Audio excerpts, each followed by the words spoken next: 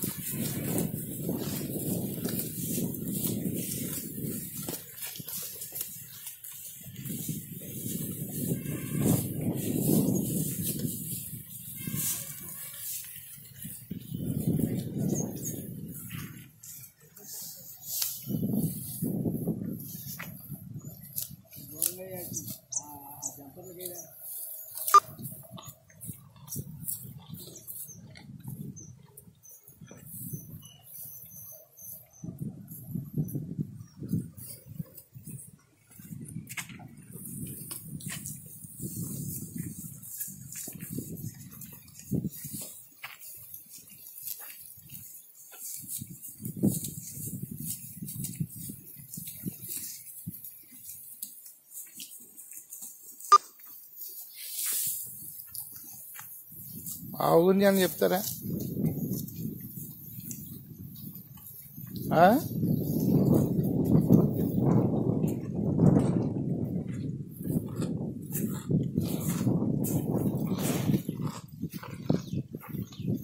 చిన్నప్పుడు బడిలో మేస్టారే చెప్పేవాడు,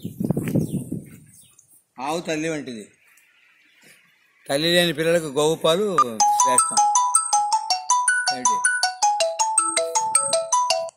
ఆవు హిందువులు ఆరాధ్య దేవత. గోవుని చంపితే ఇంకా వాడికి పుట్టగతులు ఉండవు, తెలిసిందా? గోహత్య మహాపాపం. పంచమహాపాతకాల్లో గోహత్యను మించిన పాపం కోట్లేదు. గొప్పదైనటువంటిది. గోవులు సుఖంగా ఉంటే ఇంట్లో వాళ్ళు సుఖంగా ఉంటాం. గోవుకు మేత వేయాలి. కొన్ని రెమెడీస్, దోషహారి పరిహారాలు అవుతాయి ఆవుకు మేతేసి అన్నం తినడం వల్ల. ఆవుకు మేతేసి అన్నం తింటే కొన్ని గ్రహదోషాలు అరిచిపోతాయి. గోసేవ, ఆవు పాలు తీయడం, ఆవు పేడెత్తడం, శుభ్రం చేయడం, గోవును శుభ్రంగా చూడడం, కడగడం, ఇవన్నీ కూడా గోపూజ గొప్పది. ఏ ఆలయానికి వెళ్ళినా ఎక్కడికి వెళ్ళినా సరే గోపూజ చాలా శ్రేష్టం. గోవుకు మేతడితే కొన్ని గ్రహదోషాలు పోతాయి. వివాహం కాని వాళ్ళకి, ఆ గోవుకి కందులు పెట్టినా, అపరాలు పెట్టినా, బెల్లం పెట్టినా, దాణా పెట్టినా ఎంతో